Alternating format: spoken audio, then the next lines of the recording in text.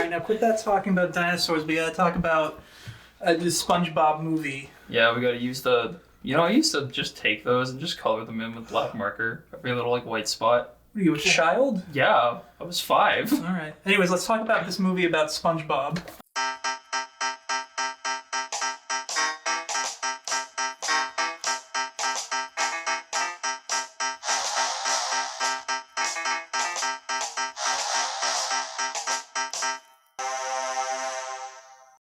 I never thought I'd see it in my own eye. Ticket to the SpongeBob movie!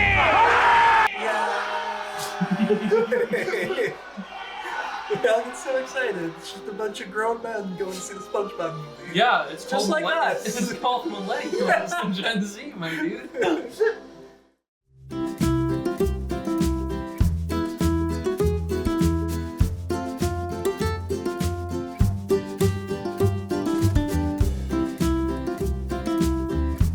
So we're here to talk about the SpongeBob movie. This is the first discussion episode I wanted to do, and I wanted to choose something that was safe, not so controversial, something that was just lighthearted and pretty solid overall. Now, what is controversial, of course, is gun control. Personally, my perspective on gun control, I think that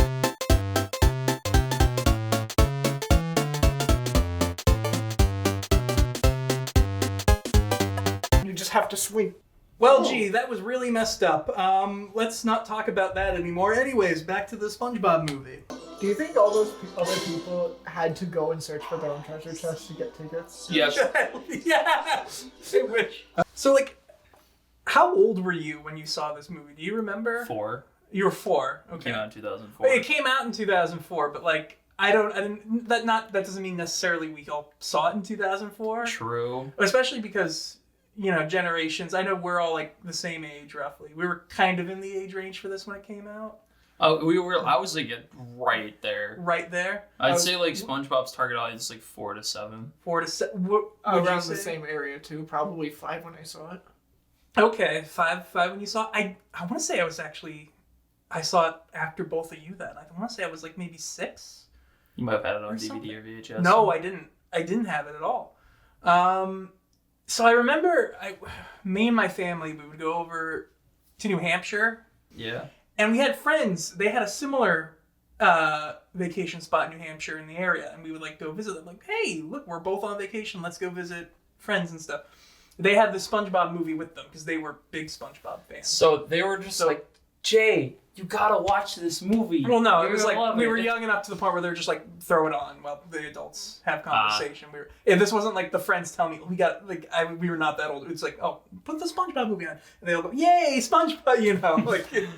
So we had younger siblings too who were even younger than myself and the older sibling. It's the different. It's the different yay SpongeBob. It's kid. It's kid yay SpongeBob. Yes, I remember seeing it, and it was I remember thinking it was decently funny, and I didn't watch much of SpongeBob.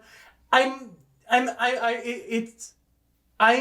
old enough to where I have memories of it always being a thing existing in my memory. Yeah. So I definitely grew up with it, and I remember just the general imagery of SpongeBob, Patrick, and Mr. Krabs. And I remember Mr. Krabs just always seeming very angry and I don't like him just because of the way he yells and stuff. And I would have been 4. Mr. Squidward. Again, I would have been 3, 4, 5 around when that was happening. So I wasn't really absorbing what I was seeing. I played Battles with Bikini Bottom. And then I want to say, so I saw the movie and I was it kind of worked because there's more of a structure and a rhythm to the movie, whereas the show, of course, is bizarre, absurdist, weird nonsense for 11 minutes. I mean, listen to the band that inspired the show in the first place. You'd understand where a lot of the humor comes from. And I want to say I really got into the show when I was more so in elementary school, so first grade, 6, 7 years old. And it's I don't know if you guys know the propaganda thing where it's SpongeBob makes you stupider.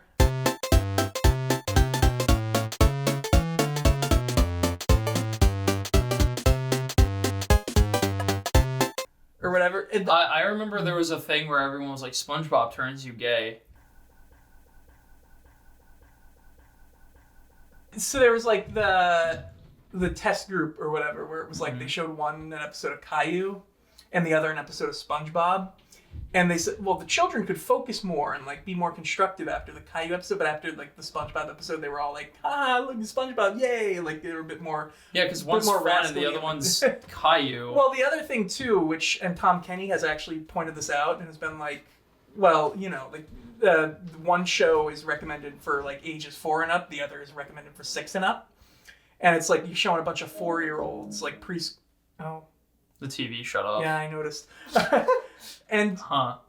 you show like a bunch of 4-year-olds, like a show that's made for like just people just a little bit older. It's like, oh yeah, of course they're gonna be like, whoa, wacky and Oh my god, funny characters making it's funny haha. it's one of those unfair things, but like yeah, no, it wasn't until like I was kind of getting around to like that age range where I was like, okay, I can understand this and laugh at it.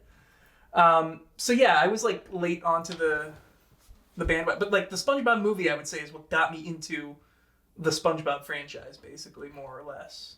I would say for me it was the other way around. I just remember vividly that my mom was talking to another one of my friend's parents, and they could not understand that I was watching SpongeBob because they thought it was way too chaotic and way too inappropriate for kids. And my mom's like, oh yeah, no, we would never let him watch that. Well, she could also quote it as well as I could. Okay. Irony. My dad loved SpongeBob, so he was like, son, watch SpongeBob. And I'm like, you got it, Dad. And then he comes up, he's like, son, battle for Bikini Bottom. And I'm like, woo! Meanwhile, my cousins can't watch SpongeBob because homophobia. Oh man. I'm not kidding. It's so weird too, because like he's like flamboyant at times. Am I a pretty girl? Oh, well, you're beautiful.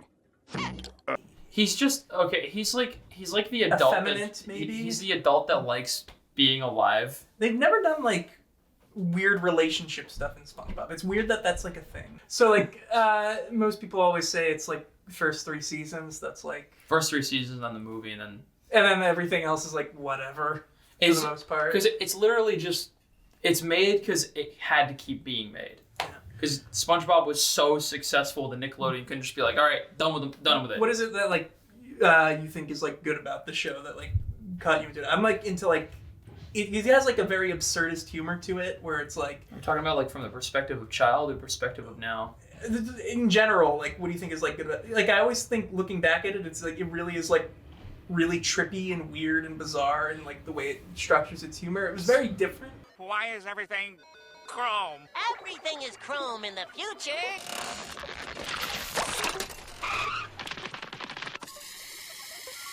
It's one of those shows that To me- manages to appeal to everybody. Yeah, that too. Like it's very rare that you have a show that can actually kind of make both adults laugh and kids laugh in like an equal kind of margin. Because like think about the Sailor Mouse episode. Where kids are like, they're yeah. swearing, but you don't know what swear words they're using or what they're saying. Like when they say crabs is the kid's gonna laugh And you because the just funny straight up dolphin have like sounds. the dolphin sound in front of the words. It's like full on just censorship, like, and it has like a weird meta thing to it. Yeah, they have the dolphin sounds and all of that, and like the kid's just like, haha. The implication of swearing makes the kid laugh, but the adult can piece together the sentence because they know exactly what they said. Hey, Patrick, how the are you? Pretty good, SpongeBob. I will say, I think for me, and probably honestly everyone at the time, it was more so because it was both animation and just what they were writing for the scripts and everything, just the jokes. They were all equally as good, where nowadays it feels more geared to animation and the style when it comes to trying to give jokes off. Like they still have more, I would say it's more written to be just kind of nonsensical while you're meant to watch it. But in the earlier times, it was kind of the other way around. You didn't really need to watch it, but then you have quotes that you can quote anytime now, even as an adult. And you will probably have like a coworker at work or someone in the same building who at least will understand where it's from. You got like lee and stuff like Not that. even just that. Yeah. Wait, SpongeBob, we're not cavemen. We have technology. Like you can quote any one of those early seasons, and somebody around our age range will get it. It's funny. I'll just watch clips online sometimes if I'm bored. I think the funnier moments in that show, it really is like the things that aren't very well remembered or like quotable, memeable. It's like all the subtle stuff. Like I mean, you reference this line a lot. It's like the I'll give him a week. I'll give him 11 minutes. I'll give him a week. I'll give him 11 minutes. Type of thing. Like, no one ever mentions that. Like No, you just said. he just says it very dry. It's like a very simple, straight delivery. And even from that same episode, do you remember like the beginning of how that Nature Pants season 1? Do you remember how that starts? Where it's like he's like daydreaming about the jellyfish, and then the girl catches fire. You remember that? And then it's like, so they're like, we have to do something. He's like Mr. Krabs comes in. He hands SpongeBob the fire extinguisher. Quick, use this! And SpongeBob throws. It's just like very like it just falls to the floor. How about the Oh, and then the fireman comes in. Then after that, he's just like, oh, he's like making the noise of the fire siren with his mouth. It's like it all happens like so quickly and so like sporadically. It's just like it's beautiful. And a lot of their jokes can work in any situation. Yeah. Like even on the way here, just asking like, "Hey, do you need something?" And you're just immediately like, "Giant rusty anchor." Rusty anchor. Yeah. Giant rusty anchor. Anchor! I can't find me giant rusty anchor! No one references that, but it's the perfect way to Giant respond rusty to anchor. that. I think my favorite one was the seahorse was like, I can't find the coin slot. Here it is.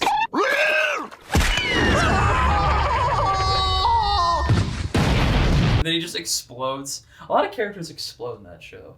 They do. Even in like the They're earlier very seasons, a lot of characters just straight up explode. Let's eat. Oops.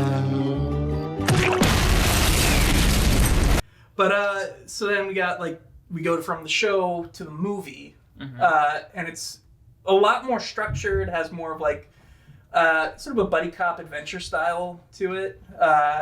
You've got SpongeBob and Patrick. They gotta go save Neptune's crown so they can save Mr. Krabs. And you know, it's got. I think I read Pee-wee's Big Adventure was kind of like an inspiration for this at one point, because you know they got like the different locations they go to. They got Goofy Goobers, and then the Thug Tug, and then Shell City. It's like place to place. There's like people to people that they meet. I still love how the opening of that movie kind of just like meshes up to set up the inherent problem. Yeah, no. Because if Mr. Krabs never publicly announced who the manager was, then SpongeBob probably he probably would have found out, but I don't know how he would still be devastated. He probably would have been able to defend Mr. Krabs more, yeah. But also you wouldn't get the callbacks from at the end of the movie where it's like a Knucklehead makes Spasmatron. He says all of those. Yeah. Ding-a-ling! Wingnut! Knucklehead McSpazatron! And I'm also a goofball, and a wingnut, and a knucklehead McSpazatron! What's going on here? He gives him a little personal goal. There's a lot of like full circles in this movie, literally everywhere. Going back to the beginning of the movie, you know, it starts out with like the live action segment, which was like, it's not a new thing to like merge live action and animation. They've been doing that since the 30s and 40s, honestly. Also, even like look at Who Framed Roger Rabbit, which was like literally one of the biggest examples. Well, yeah, that's like merging it almost seamlessly. They did that super well. I don't think anyone's really topped that at any point. But no, so like you got like and it again, it gets like weird and meta, so you get like those little traces of the comedy in the show throughout, or whatever. You know, the tickets to the SpongeBob movie. It's like, oh, so like it exists as a franchise in this universe, in the movie we're watching. They're watching the movie as well. Yeah, it's kind of weird. But like you got, they filmed that stuff in California, I think. I learned a fun fact about the pirate ship they're on. You know, this was like around the same time they were doing those Pirates of the Caribbean movies. That ship actually made it into, like the same real ship, it made it into the second and third Pirates of the Caribbean movie, actually. It's called The Bounty, and it was made for the Mutiny on the Bounty remake in the 60s, I learned. So it's official, Pirates of the Caribbean have absolutely seen SpongeBob SquarePants. Absolutely.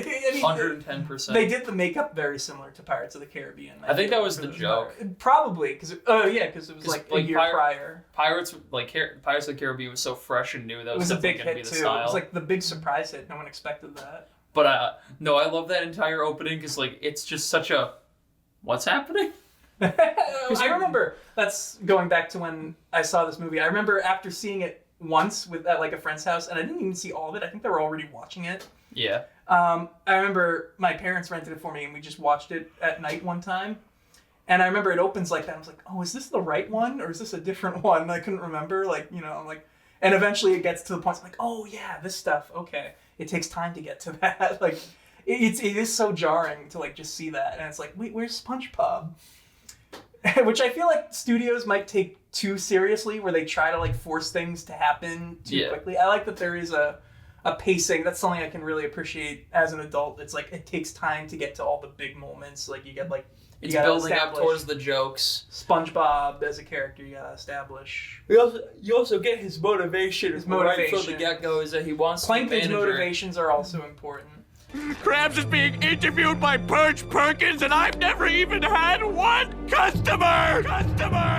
Another thing I want to talk about is like the animation and stuff. Because SpongeBob, the animation in the first season, it was like a more of a traditional cell animation and whatnot. Then they switched to like digital coloring, and I always felt that was like a thing that has not aged well. Is you look at season 2 especially, like, which I think maybe is the best season of SpongeBob is season 2. You get like the characters; they all kind of look a little faded in terms of like desaturated. In terms the art of, like, style still wasn't finalized yet. They were kind of finalizing it at that point. Like they all felt on model in all the episodes at that point, but it really was just like they had like a new program, and it was like you know, like they were shading him more like tan than yellow. Also, the movie itself, like that, I think that's the first time you see the modern SpongeBob look. I would say so, yeah. But then like, because he hasn't changed much since. The great thing about the movie is like it's so bright and colorful, especially, you know, we just watched it on Blu-ray and HD. I mean, you know, like even then, like watching it on VHS tape, the movie's so bright it wouldn't really make much of a difference. What do you have to say about the animation? I will say I like how they did it where it's not over the top. A lot of the times, some movies like the Simpsons movie will go over. They'll shade the hell out of it. Yeah, they will shade it completely. Well, and go over the top of their animation. Where in the SpongeBob movie, it's definitely a lot more smoother with its animation. It doesn't feel like there's that many skipped frames or anything like that in between. It's really smooth. It's really colorful. You know, Patrick's got like the green shorts and the purple flowers. Lots of contrast. SpongeBob is yellow. He's got the red tie and the bright blue eyes. It's like even Squidward, like massive glow up. He's like super blue instead of like more grayish greenish that he usually is in the show. Also, like it feels like it's consistent with the show. It definitely feels like you could see both of them, and you can tell a difference, but it's not as drastic, and I'd rather have it be that than drastic. I also like that they could have had Squidward in there, and all three of them could have gone. They totally could have done that, but they were like, no, just SpongeBob and Patrick. It's like set up the gag. Kids, I don't know if kids back then were like, yeah, Squidward, as much as they relate more to Squidward as an adult, for sure. He becomes much more of like a favorite character as you get older, I feel. Yeah, he used to be he was the side punchline, like depressing character. That's why they didn't want to have him. Also, you'd have to somehow work him into the whole want to be a man narrative. He's already too mature for that to work. You mentioned the Simpsons movie earlier and like how they shaded it, and it's like I watched this movie, and I'm sure the Simpsons movie was probably all mostly digital or something. I don't know. I didn't do research on that. I looked up this movie because I'm like, is this digital? Because, you know, it does have like a smoothness to the animation and whatnot. And I learned it's like semi-digital, hand-drawn.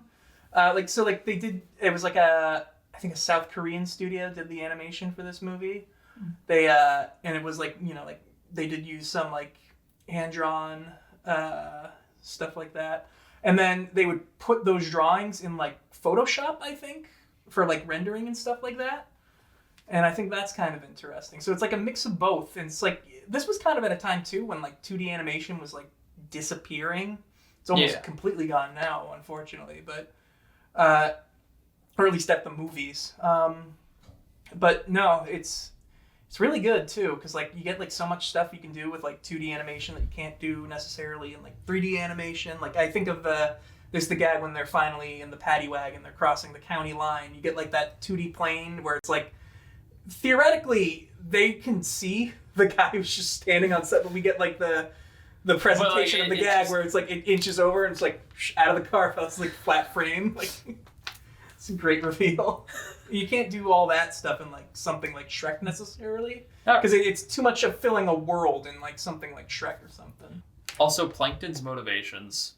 They went from, I just want a successful restaurant, to dictator of the world. I'm kind of convinced that Plankton, at this point, just has an ego trip. He just wants popularity more than anything. Yeah, he doesn't want... He wants a... He sees what Mr. Krabs has, and then Mr. Krabs he did kind of earn what he got, especially if you watch the later seasons, where he makes the recipe. He's like, all right, I'm just going to start a business, and then it works out for him, but Plankton just wants the fast cash. He doesn't want the effort. Yeah. I will say one thing I really do love about this movie, that it also helps make it coexist perfectly with the series, is almost perfectly. Is a lot of the creativity behind the show. Like, obviously, some of the easier ones, the Krusty Krab is a lobster trap. All their houses are mufflers. It's taking, like, our kind of inventions or and then items, putting it in the ocean. And then they introduce the Thug Tug, which is clearly supposed to be like the Titanic. They do, like, the sinking shot. But where even, it's like going beyond... It's just...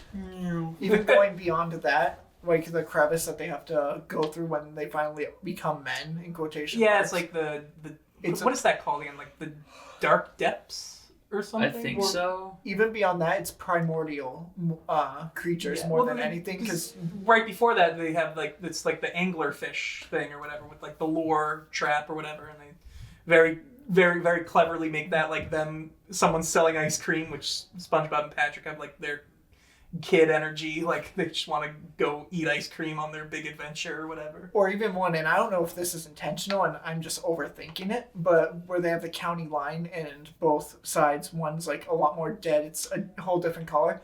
That could be kind of where the Atlantic and Pacific Ocean meet, and the colors of the ocean just don't meld, so it's like you can see a clear-cut line. That could be. I assume that might just be more of like a stylistic decision for the narrative more than anything. But it's definitely an interesting thing to think about, I think. Something I was looking into, because, with movies like this, they're made for children, obviously. This is the primary audience.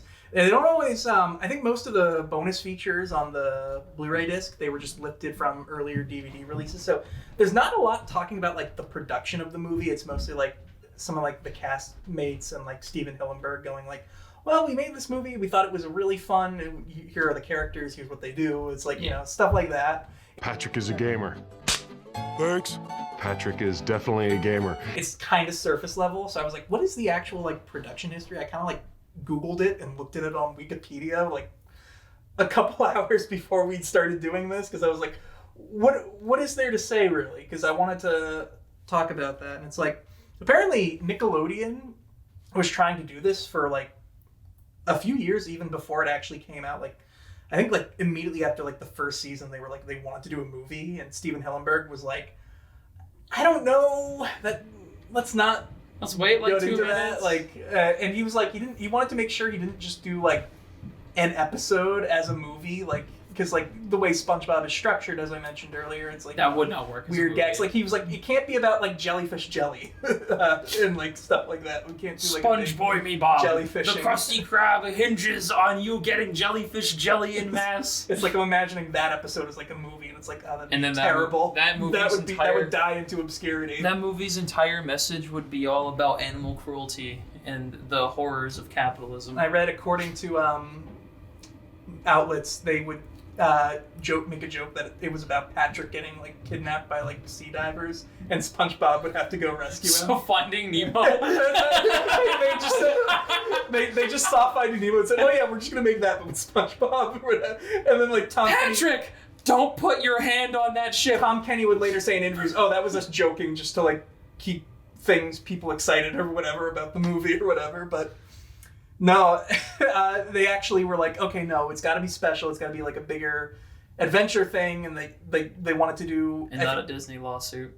It was so Steven Hillenburg, he took the directing helm, obviously, and the writer helm, and obviously he intended it for it to be a finale because he was like, I don't know if I have much more to give with this. I feel like it's peaking.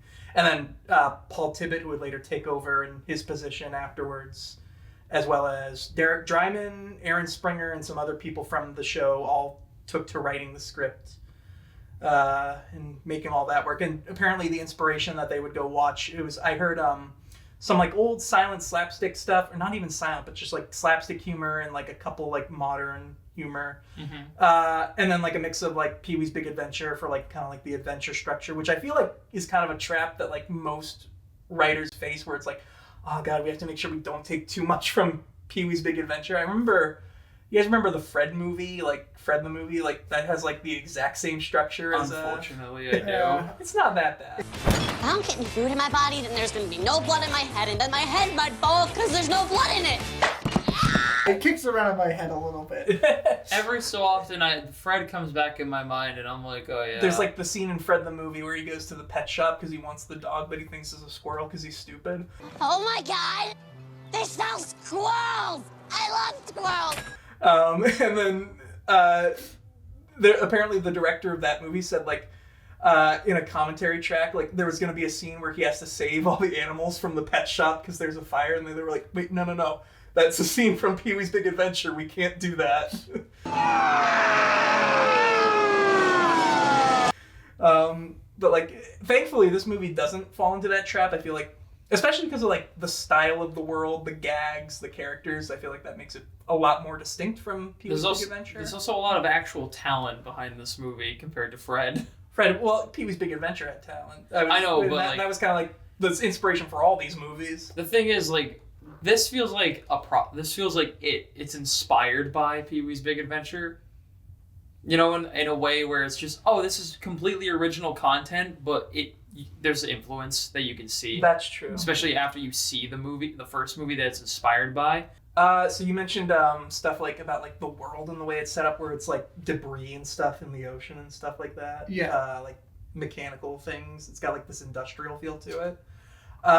Even like another thing in the world is like the art style, which in the show they'll do like all these little gags where like they'll do like close-ups and stuff, and there's like these brush strokes and paintings. You get a little bit of that in the movie where like there's the bubble scene and like the lighting turns really pink, and then in the close-ups you can see like the wall. They did like, to get like the pink setting, it's all these like brush strokes and stuff in the wall, I noticed. And then yeah, like when they see the paddy wagon for the first time, which that's a gag in itself. The paddy wagon's like a term for like the thing where you haul crazy people or something in like Ireland, I think. I can't remember. Did you catch the 60s Batman reference? What was the 60s Batman? The bat poles. They shoot out of the Krusty Krab too. It says Kerpatty.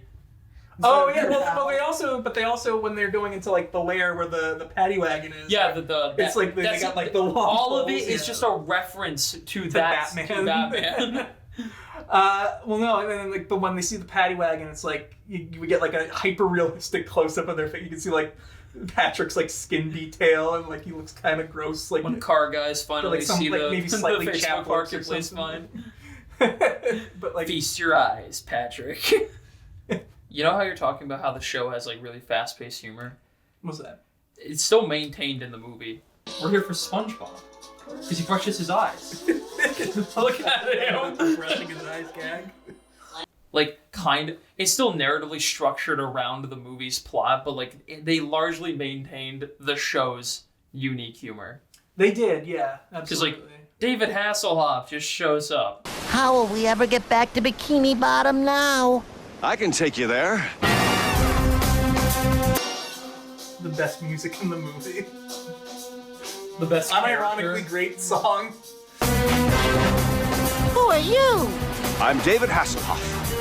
Hooray! He just shows up out of nowhere, and he's got again. They make him out to be like some cyborg of a man, where he's the control. His abs move like he's just like it's like the power of like his whole like this is peak body performance.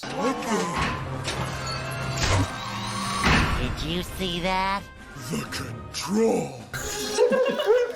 I love this movie. Peak human performance. Or how the bigger boots getting piloted by Dennis. Yeah. There's that. Alexander Clambell, we mentioned, that's like a great gag. Or what else? What other bald? Just that reoccurring joke. It's not bald. It's thinning. Bald, yeah. Bald. It gets really dramatic. Squire, will you hurry? Air in a can. Squire, will you hurry?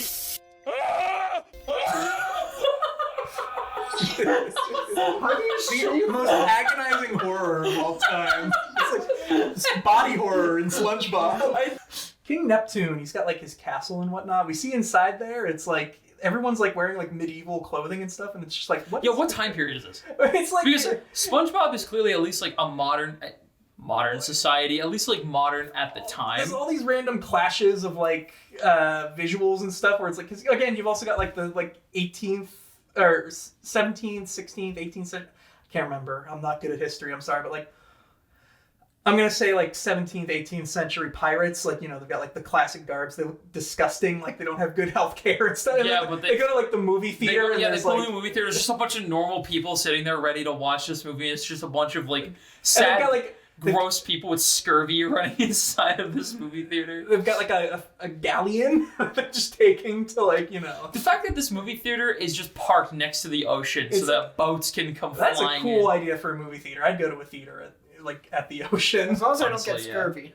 Well, sure, of course. You're not gonna get scurvy. You don't know that. No, you're gonna get me. SpongeBob's promotion was for the Krusty Krab 2. What inspired you to build a second Krusty Krab right next door to the original? The economy. I feel God, I love the economy. which Mr. Krabs built right next to the original Krusty Krab. So I still like the idea of somebody like editing that where it's just like the Krusty Krab too, and it pans and it's just a Wendy's. But like, no, it's like, you think, I know it's like a gag, you think you would just like franchise it, right? Like, I'm surprised they wouldn't do like a joke about that where it's like, he starts setting up more restaurant locations and like stuff, like it becomes like the founder or whatever with Michael Keaton or something, where he's just like setting up all these deals and whatnot. You think he wouldn't at least like put it right next door? Yeah. That way it would just be an extension. You know what would have been even funnier? I mean, that's obviously the joke, but like, what would have been funnier is if you put it next to the Chum Bucket. that would have been disrespect. No. Here's that a would be plot. personal. No, here's a plot, right? All right, so they make a fourth movie. Okay. They're making it. Okay, here's how I make it good.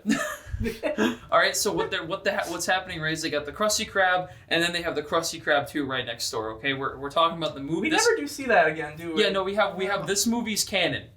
Okay, it's a continuation of SpongeBob. It can't be though. King Neptune's different. He's the manager and everything. They keep changing King Neptune. Well, they changed King Neptune specifically because they got like a big actor to play him. But also, I'm not too familiar with. Here's the thing: like both of those versions, like the muscular one that SpongeBob faces in the boxing arena for fry cooking, is iconic. But then you have the movie one. But then there's like the most recent iteration where he is. Well, that's Poseidon. That's Poseidon. Different character. See Get your that? facts straight, mister. You know what? Next time I'll just shut up. We were planning on watching the sequels, not just for reference point. I've seen the second one. I think the second movie's pretty good. The third one is just kind of generic. I remember nothing about the second movie. You haven't seen the third one. I didn't even want to bother with the third one. What are your thoughts on the second movie, Dan? I know you've seen it a decent amount. I think it is.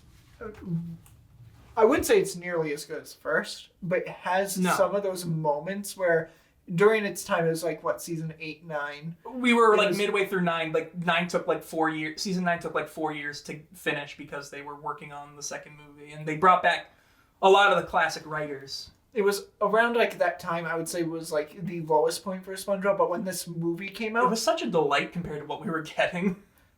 I mean, because the original writers were like, we got this. Yeah. Well, but it felt like almost a return to what originally was there for at least the 2D moments. It felt more akin to the first. It was a loving tribute to those first 3 seasons of SpongeBob. You know, I don't know if you know this actually. One thing with the first movie that you might notice is lack of Sandy Cheeks. You know, a main character from the show. I'm pretty sure she has one line. I paid $10. We paid $9 for this? I paid 10. Which one? I think that's her only line in the whole movie. We paid. does say- Mrs. Puff says we paid $9 for this. She's No, like, wait, she says yeehaw. She says yeehaw when she's at the free. end, But that's After like she's free. it. How did that bucket even work? In Whatever. hindsight. Fantasy world. That's how I know, have but like to say. it blew up and then her glass dome was perfectly like just expanded out. I'm pretty sure. Oh yeah, that is whatever. I don't care. No, but seriously though, like Squidward gets more screen time. by comparison. But he's like essential to the plot because even you have to have that like you have to have like. I don't want to call it a rivalry because SpongeBob is so ambivalent. He's just so nice to everyone. Well, but that's Squidward's the rival character in this movie, basically, to SpongeBob. He's supposed to be what SpongeBob's supposed to be, what everyone expects an adult to be. Right. It's like Squidward is the adult expectation. SpongeBob he's the model employee. He's not a goofball. Right. But he's also like sad and depressed all the time. Mm-hmm. But no. So Sandy, she's not in the movie. Turns out. They were having trouble figuring out how the ending was going to go before the David Hasselhoff bit, and I don't think they were even sure if they were going to get him at first. Like, they had an idea where they reach the surface. Sandy shows up to help them. Like, she takes a trip to the surface world and meets...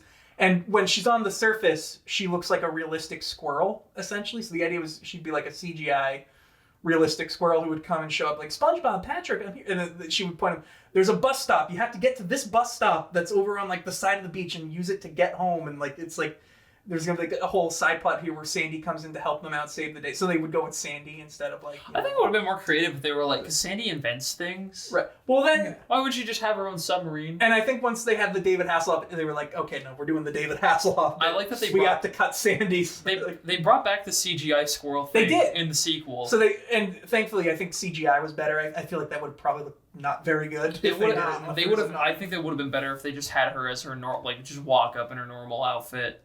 Yeah. Not even like the diver outfit, like her normal, just when she's in her dome outfit. But, yeah, no, she just barely shows up. I get why Mrs. Puff barely shows up. She's like a side character. She actually does get one line. Like, I'm pretty sure she could say, we paid $6 for this? $9? Yeah, no, that scene just confirms to me that Mr. Krabs is racist against land creatures. He made Sandy pay $1 more. For all we know, she was the only one who paid more money. Mr. Krabs, you are eerily close to something being wrong here. I didn't even realize that. Yeah, she's the only land creature down there except for like that one episode when the monkeys show up. Oh yeah, the monkeys and then the cat, which Dan hates. We do not talk about the cat. Yeah, swear word the cat. In addition to the main cast, we got SpongeBob, Patrick, Mr. Krabs. They're all the same voices from the show. We've also got Scarlett Johansson as Mindy. This is before she got big in the Avengers later on. And she was still big even at the time. She just got bigger after this movie. I just want to point out again with the whole like what time period is this? Oh yeah, she's like the only literally one normally she's got, just normal a teenager t-shirt. She's got a crop top on with glasses and normal. She just looked very 2000s. She looks like a teenager, and then her dad's just like, someone stole the royal crown. I command the two of you to turn into men. Open your eyes. I know. I'll gaslight them. That's what mermaid magic really is. Yeah. Thinning. And then you've got Alec Baldwin as Dennis. Dennis is a great character. Dennis is good. Yeah. He's a great antagonist, and just making it so that he's quote-unquote death when he gets stepped on, that's very comedic, because that's exactly what he's going to do to SpongeBob and Patrick.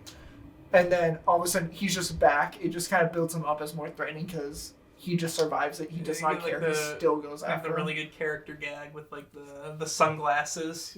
I love that he just takes off the sunglasses and just shows more sunglasses. Another pair. This is maybe my favorite gag. Sesame seed. Sesame seed. And it shows like his difference between him and then SpongeBob and Patrick great, because every single obstacle, like, it's played off as jokes to show how tough he is. He plays it very serious and straight. He comes off as like kind of an intimidating character. Well, every time he meets up at a point where SpongeBob and Patrick have already been, where SpongeBob and Patrick might have just either barely gotten out or done like a joke way to get out, like with the people at the gas station, where they just kind of jokingly are like, we technically beat your expectations, and move on. Or like where they just barely escape without getting beaten up and just are on their way. Dennis is just there. He just handles it completely differently, instantly. and just shows how much more intimidating and threatening he really is because he just gets through it entirely. The only thing I wish is they kept his bandana on his face. I don't know why. I always thought Dennis looked a little weird with an actual mouth. Like, I wouldn't mind the sunglasses still being broken, or at least like one of them, and it shows one of his eyes. Just to convey more of like he's losing his mind because he's trying to kill these two and they won't die. They got that part where they go into like the depths with the Sea of Monsters. They got like the musical bit. It's not really a musical. They've got like a lot of songs from the soundtrack that get pushed to the credits. Some that get pushed into like later episodes that came out years later. But like they've got like kind of like a musical bit where they sing the Now That We're Men song, and it's like it feels like a MGM musical almost for that moment where it's like like they're singing this fun cheery song, and then they have like they start ham boning, which almost to me felt like the place where you would put like a Gene Kelly type like a vaudeville act or whatever.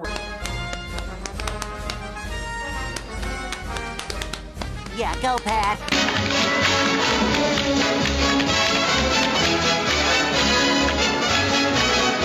Where it's like do all this fun little dancing, like they're thinking like something like American in Paris, which I don't even know if you guys even see. No, I have not seen No, that. oh cool. You're just not cultured. Two little not cultured Zoomers / millennials, whatever the heck we are. Yeah, no, I'm just out there. nerd.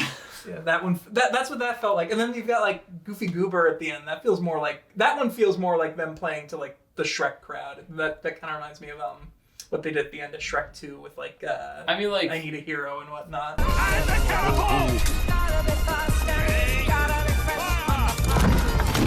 yes and no, because like I Need a Hero is a montage of them trying to save. But then we get SpongeBob saving the people. Yeah, it's not the wizard who saved them.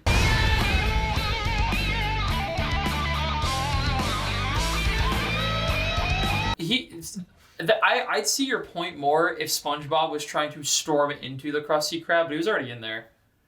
Fair enough. This is just him. It depends on how you look at it. The whole theme of the movie is just be a kid, just have fun, live life. Oh sure, yeah. And that's the whole point of that ending. That whole ending is that he's accepting the fact that like he's a goofball. He's gonna own it. If you don't like it, deal with it. We didn't talk about the third movie at all. Good.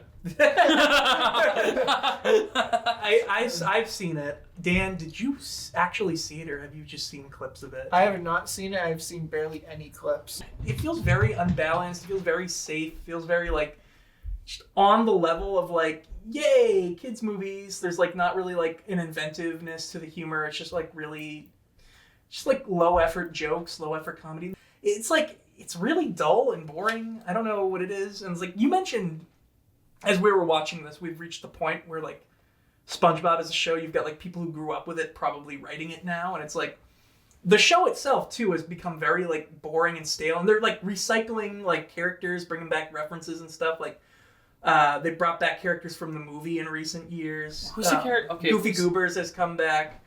They had the character from Battle for Bikini Bottom. There was like that was like the video game. They had a Prawn. He was like a Mermaid Man and Barnacle Boy villain. What is that yellow thing? Some kind of mold? I'm not mold, I'm a sponge. He shows up in like an episode for a bit for a cameo.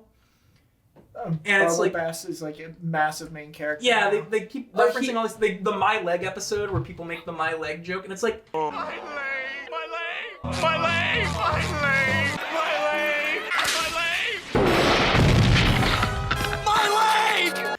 I kind of love that episode because it's taking this background character that's already so iconic and giving him like a focal point, but also it's funny, but it's like I feel like this leads into the problem of like people get nostalgic for stuff, and like these people get put in these positions to write, and they're too busy romanticizing the past, and it's like the past is not something that should ever be romanticized. I don't think it happened, but like it's only good because you found it funny then. If you keep doing it, it's not funny anymore. well, here's the thing: like they brought back Bubble Bass, right? It's like yeah, But there's a whole episode as of recently where it's just him and Squidward interacting.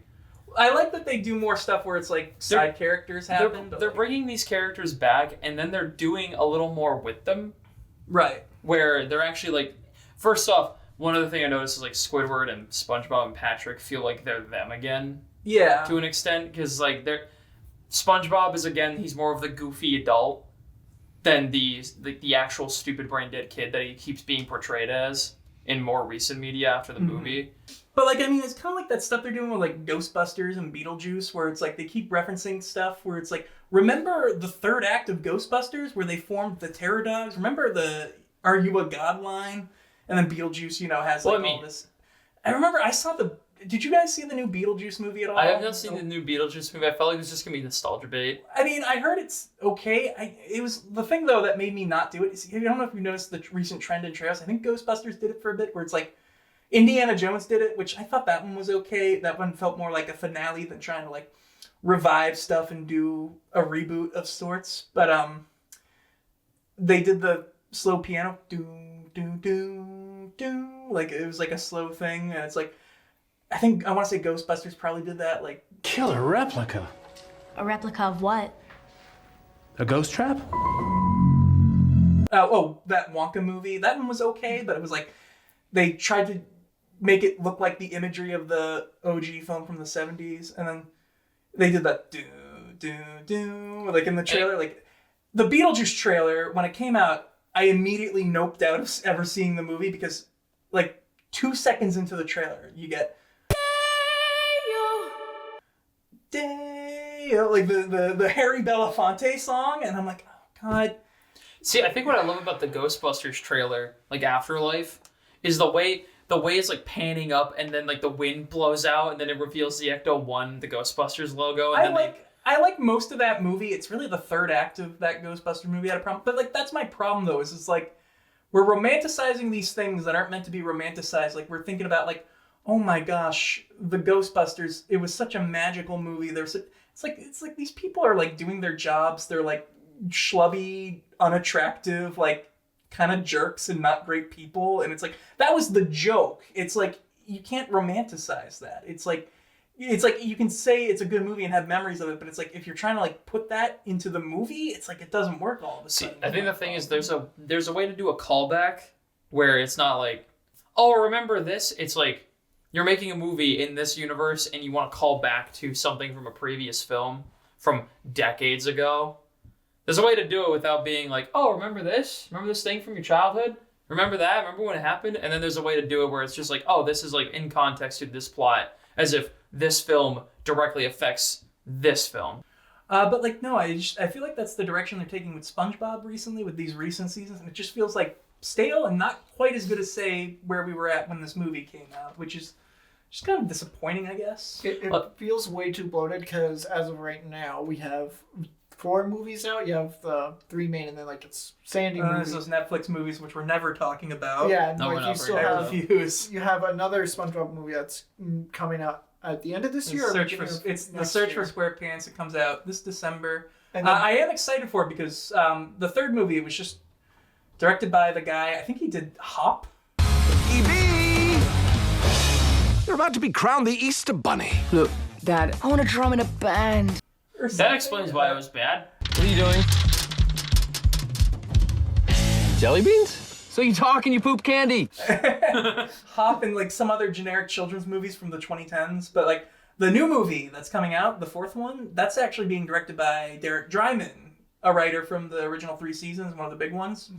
He's directing it, and that gives me some confidence that like, okay, this might be fun again. They'll make up for the 3rd movie, that lackluster film. and then you have like the Plankton movie coming out later this year. And I feel like it's gone to a point where we're going to have 3 movies within like almost a year and a half. That's Hollywood now. You gotta pump out They content. keep just going and going, but they're not even making stuff that's like worthwhile. The streaming discussion, that's like a whole other can of worms of like how broken that is. Streaming has basically become... The bad point we're in with the industry now. Streaming has basically become fast-paced gross cable. Someone compared it to like an all-you-can-eat buffet. Like you'll grab some food. It's like, you're constantly trying to keep people eating the food, so you can like keep people's attention. But it's like, you're going to eat some food, you're going to feel sick after a while, and you're like, I'm done. I think I'll go away now. I think. Whereas, like, you go to a restaurant, you order a nice meal, you go with your family. You're like, oh, what a nice meal, what a good meal. I'll come back here again another time, I'm sure, and have another nice meal again. I think, to keep on the theme of talking about SpongeBob, the best way I could describe the current industry is it's like that sad Krabby Patty when they just like made gray slop and spray painted it.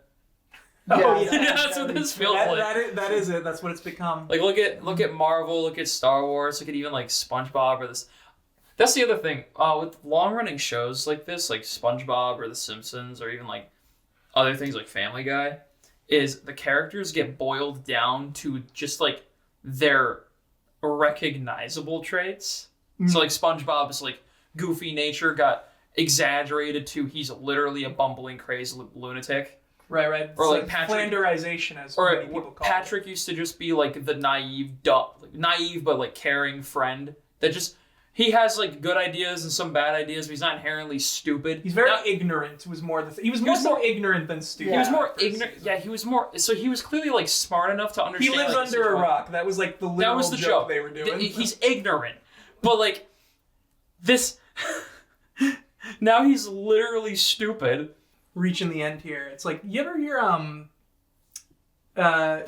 mean, we obviously like this movie and we're all like 20 somethings now. It's like, and we're comparing it to like The Simpsons and Family Guy, which were made for adults. Most people who maybe were like not young when this came out, maybe they like passed on it, didn't see it. And it's like, I feel like there is more to it. And it's like, I guess the other question is, does this work as like more a film for adults?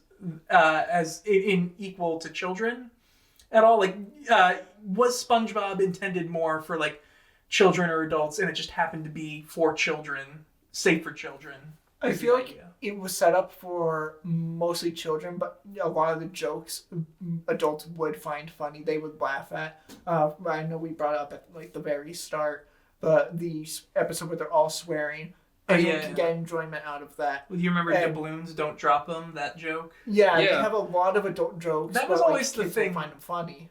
That was always the thing to me. It was like, I always remember hearing that rumor, like, oh, and I never know if this is true. I don't believe it. I don't like to believe it is, but they always said like, oh, well, they intended for the show to be for adults, but it actually ended up turning out to be for children. I'm like, that doesn't make any sense. But it's like, I feel like they definitely write it with the idea of like adults in mind, and then like make sure, can we get away with this for children? I could see it being whoever picked us up, whether it be like, probably not at the time, but like Adult Swim. Like if they were to pick up SpongeBob, obviously be more geared. I think they were going to whoever would pick it up at the point, and because Nickelodeon I'm not even sure if they were even existed yet when SpongeBob was being pitched. Adult Swim. I don't think they were, but I think they were like just showing up. I think it was like either 99 or 2000 when Adult Swim showed up. I can't remember. I mean, that was right around when SpongeBob showed up. Right around. But SpongeBob's first episode the was 99. But the Help Wanted episode, that was actually from 97 they did that. Because that was the pilot. That was like the pilot, and then they aired it in 99 when the rest of the show was getting greenlit. David Bowie was obviously a fan of SpongeBob, and it's like, there is clearly something to it, and I do think that's something that viewers of this might want to take away is it is worth watching, especially if you do have children or grandchildren. Definitely show it to them at some point when they reach like 5-6 years old. It's a good movie, and I think many adults can get invested in this movie in addition to children. It's hard to explain what it is, but there is something in there that captures it all that like anyone can enjoy. Yeah. To the point where, as stated before, you can just quote it and someone will understand it no matter who they are. You know what is crazy too about this movie? The Academy, just like a couple years before this, they started the best animated feature film category. Yeah. It started with 2001. At the 2002 Oscars, they did Shrek 1, 2001. And then ever since then, they've been doing it. 2004 happened. And at the 2005 Oscars, you get the nominees. They were The Incredibles. That's the one that ended up winning, which is fair. Shrek 2 was and they restricted it to like only 3 categories only 3 nominees back then. It's expanded a little bit to like 5, which is okay, fine. I know there weren't that many big animated movies at the time until really this turn of the century, but like, Yeah. Outside of Disney. But no, so like 2 nominees. You had Incredibles, Shrek 2. I would have liked to think SpongeBob movie would have been a really good 3rd nominee. What was it? You want to know what it was? What was it? It was Shark Tale. That movie was just. You know, I'm beginning. That's all. This movie got snubbed from the Oscars. I just want to say that. It did. Yeah. Okay. So I haven't seen Shark Tale since the 2000s. That says something, though, doesn't it? How many times have you seen Shrek 2 and The Incredibles? A ton. Exactly. So how many times have you seen this movie? I just watched it 2 months ago. And you just watched it a couple hours ago too. Yeah, I know. I think I've watched this movie so much. You saw what we were watching. I was quoting it before lines were said. I was saying the lines. I remember nothing about Shark Tale. I remember watching it once, not even finishing it. I think I was like, I'm bored. What is this? I only remember the one joke where it was under an underpass, and it's a pretty funny joke considerably. Where it's just a sushi shop, and the guy is just pissed that there's no one there. But no. So any final thoughts, really?